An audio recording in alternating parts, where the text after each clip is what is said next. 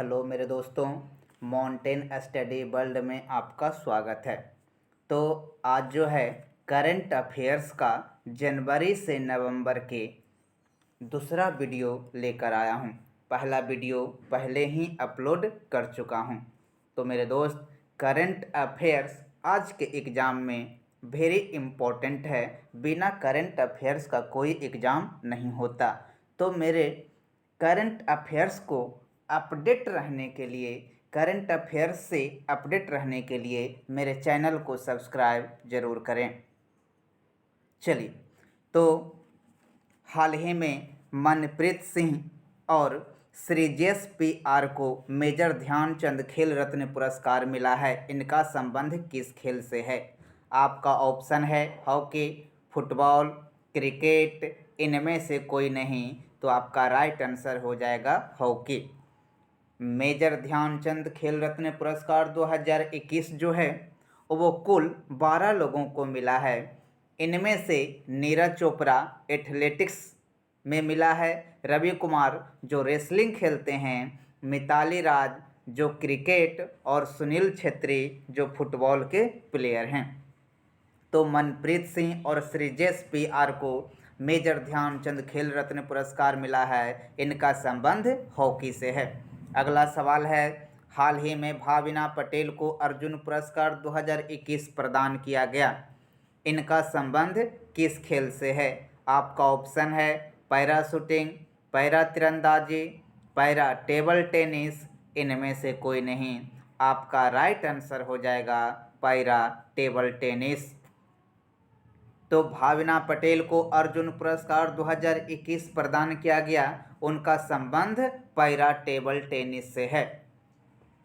अगला सवाल है, हाल ही में अंतर्राष्ट्रीय युद्ध अभ्यास ब्लू फ्लैग 2021 किस देश में आयोजित किया गया?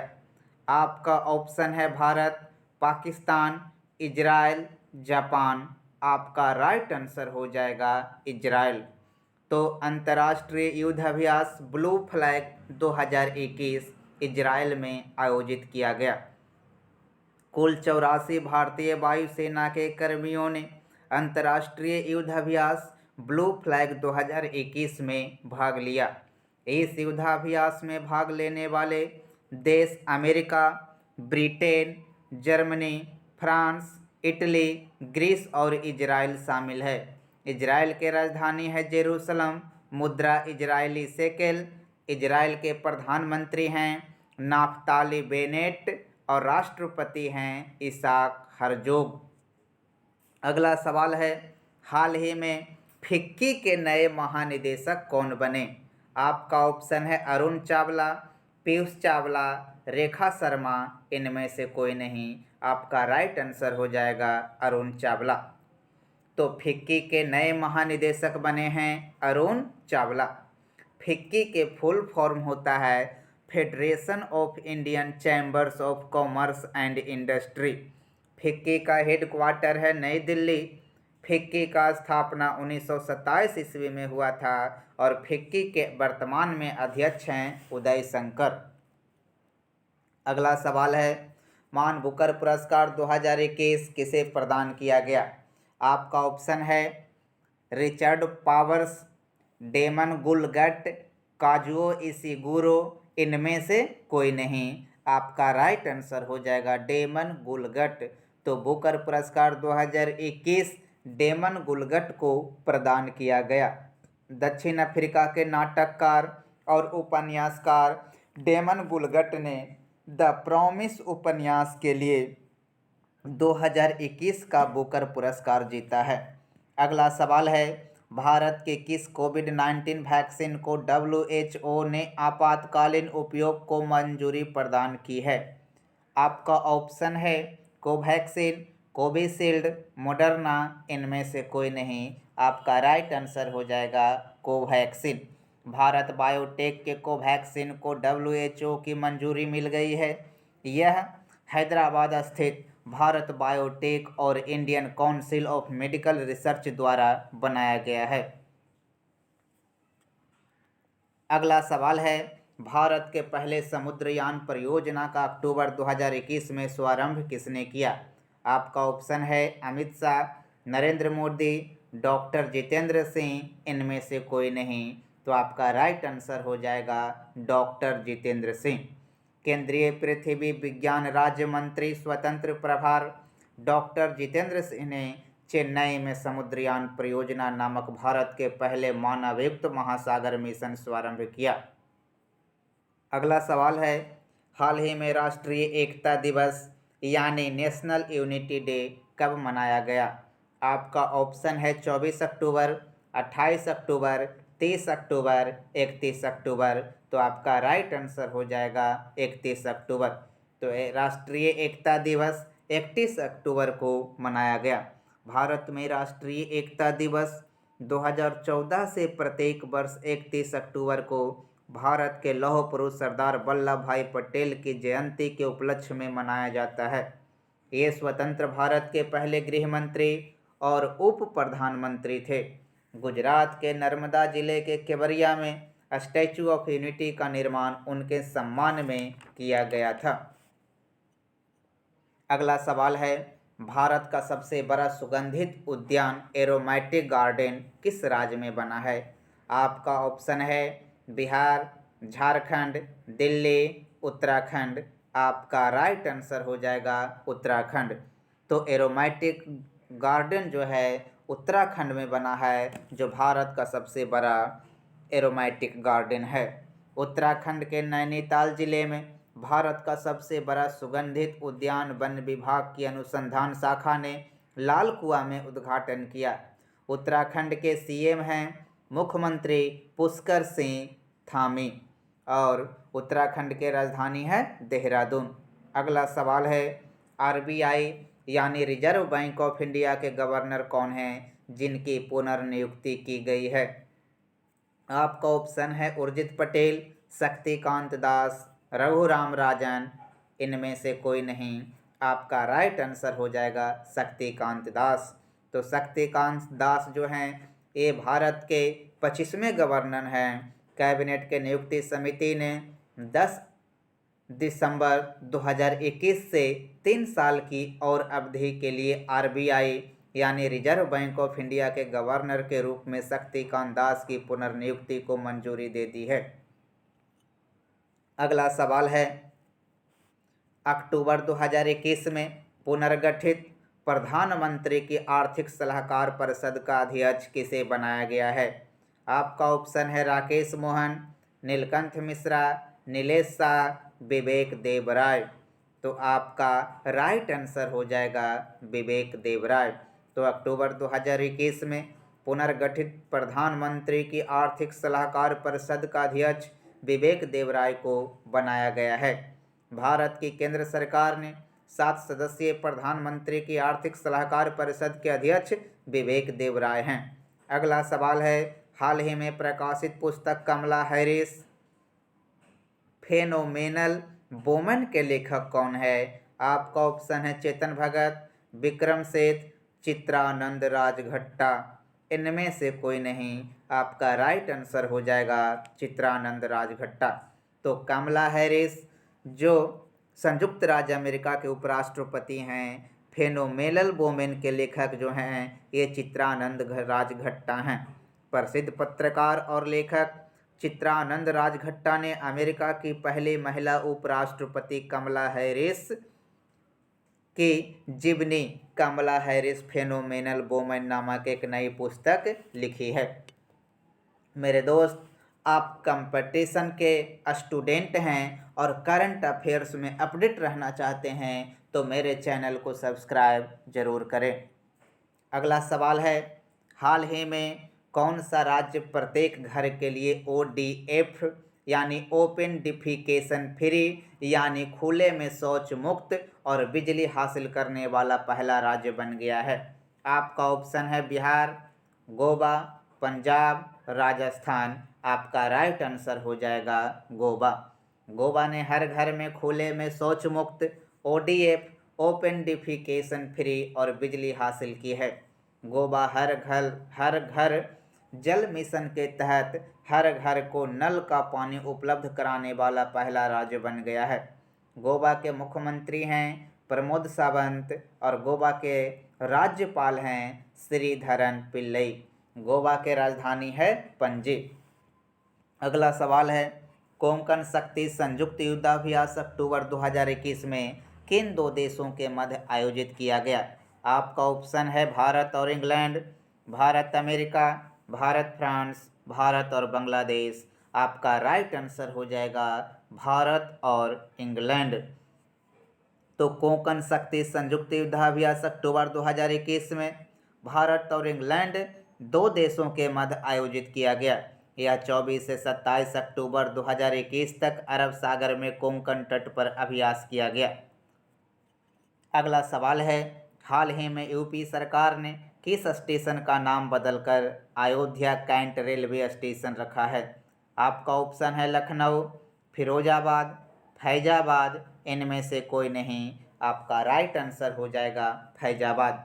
तो फैजाबाद का नाम बदलकर यूपी सरकार ने अयोध्या कैंट रेलवे स्टेशन रखा है। अगला सवाल है, हाल ही में भारत की पहली राज्य वन्यजीव DNA परीक्षण एवं विश्लेषण प्रयोगशाला कहाँ बनी है? आपका ऑप्शन है नागपुर, नासिक, अहमदाबाद, रांची। आपका राइट आंसर हो जाएगा नागपुर। महाराष्ट्र के CM उद्धव ठाकरे ने नागपुर में फोरेंसिक विज्ञान प्रयोगशाला में भारत की पहली राज्य सरकार के स्वामित्व वाली वन्यजीव DNA परीक्षण विश्लेषण प्रयोगशाला का उद्घाटन किया। अगला सवाल है, IPL 2022 के संस्करण में कौन सी दो नई टीम खेलेगी? आपका ऑप्शन है अहमदाबाद, लखनऊ, दोनों, इनमें से कोई नहीं। तो आपका राइट आंसर हो जाएगा अहमदाबाद और लखनऊ दोनों। तो IPL 2022 में अहमदाबाद और लखनऊ दो नए टीम हिस्सा लेगी। तो अब टीमों की संख्या 10 हो जाएगी और IPL का पहला सीजन 2008 ईस्वी में खेला गया था। अगला सवाल है, अक्टूबर 2021 में जारी फीफा रैंकिंग में भारतीय फुटबॉल टीम कौन से स्थान पर है? आपका ऑप्शन है 104, 105, 106, 107। आपका राइट आंसर हो जाएगा 106। फीफा का फुल फॉर्म होता है फेडरेशन इंटरनेशनल फुटबॉल एसोसिएशन और फीफा रैंकिंग में पहला स्थान पर बेल्जियम है, दूसरा स्थान पर ब्राज़ील है और तीसरे स्थान पर फ्रांस है। मेरे दोस्त, अगर आप करंट अफेयर्स का क्यूज करना चाहते हैं तो मेरे ग्रुप को ज्वाइन ज़रूर करें और घर बैठे जूम ऐप पर ऑनलाइन क्यूज कर सकते हैं। अगला सवाल है, 2022 में होने वाले 94वें ऑस्कर अवार्ड के लिए किस भारतीय फिल्म को आधिकारिक प्रविष्टि दी है? आपका ऑप्शन है वारंगल, मधुमती, कुंजंगल, इनमें से कोई नहीं। आपका राइट आंसर हो जाएगा कुंजंगल। तो 2022 में होने वाले 94वें ऑस्कर अवार्ड के लिए भारतीय फिल्म को आधिकारिक प्रविष्टि दी गई है कुंजंगल के। तो तमिल भाषा की ड्रामा फिल्म कुंजंगल को 94वें ऑस्कर अवार्ड 2022 के लिए भारत की आधिकारिक प्रविष्टि के रूप में चुना गया है। 94वें ऑस्कर अवार्ड की घोषणा 27 मार्च 2022 को लॉस एंजिल्स में होने वाले हैं। अगला सवाल है, हाल ही में 51वां दादा साहेब फाल्के पुरस्कार किसे मिला है? आपका ऑप्शन है अनुपम खेर, रजनीकांत, शाहरुख खान, इनमें से कोई नहीं। आपका राइट आंसर हो जाएगा रजनीकांत। अभिनेता, निर्माता और पटकथा लेखक के रूप में उनके योगदान के लिए अभिनेता रजनीकांत को 67वें राष्ट्रीय फिल्म पुरस्कार समारोह में 51वें दादा साहेब फाल्के पुरस्कार से सम्मानित किया गया। 1969 में स्थापित यह सम्मान भारतीय सिनेमा में एक कलाकार के लिए सर्वोच्च सम्मान है। अगला सवाल है, हाल ही में विश्व पोलियो दिवस कब मनाया गया? आपका ऑप्शन है 24 अक्टूबर, 25 अक्टूबर, 26 अक्टूबर, 27 अक्टूबर। आपका राइट आंसर हो जाएगा 24 अक्टूबर। विश्व पोलियो दिवस 24 अक्टूबर को मनाया गया। पोलियो टीकाकरण और पोलियो उन्मूलन के लिए जागरूकता बढ़ाने के लिए 24 अक्टूबर को विश्व पोलियो दिवस मनाया जाता है प्रत्येक वर्ष।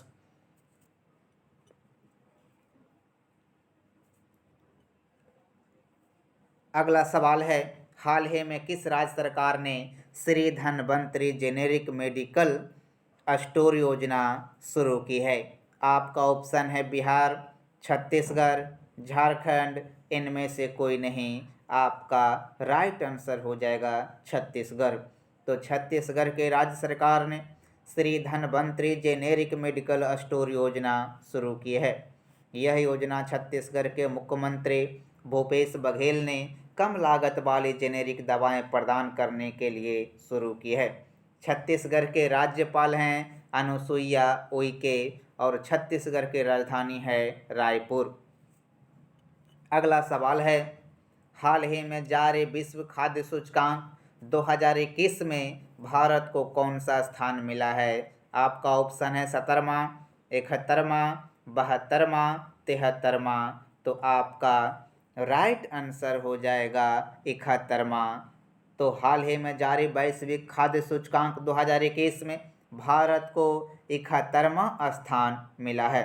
भारत ने 113 देशों की सूची में 71वां स्थान हासिल किया है। अगला सवाल है, अक्टूबर 2021 में आयोजित बैडमिंटन टूर्नामेंट उबेर कप किस देश ने जीता है? आपका ऑप्शन है भारत, चीन, इंडोनेशिया, इनमें से कोई नहीं। तो आपका राइट आंसर हो जाएगा चीन। तो आपका राइट आंसर हो जाएगा चीन। अक्टूबर 2021 में आयोजित बैडमिंटन टूर्नामेंट उबेर कप जो है चीन ने जीता है। तो डेनमार्क के आरहुस में उबेर कप के फाइनल में चीन ने जापान को 3-1 से हराया। अगला सवाल है, हाल ही में आयोजित बैडमिंटन टूर्नामेंट थॉमस कप किस देश ने जीता? आपका ऑप्शन है इंडोनेशिया, जापान, चीन, डेनमार्क। आपका राइट आंसर हो जाएगा इंडोनेशिया। तो थॉमस कप में इंडोनेशिया ने चीन को हराकर थॉमस कप जीता है और थॉमस कप का आयोजन जो हुआ वो डेनमार्क में हुआ।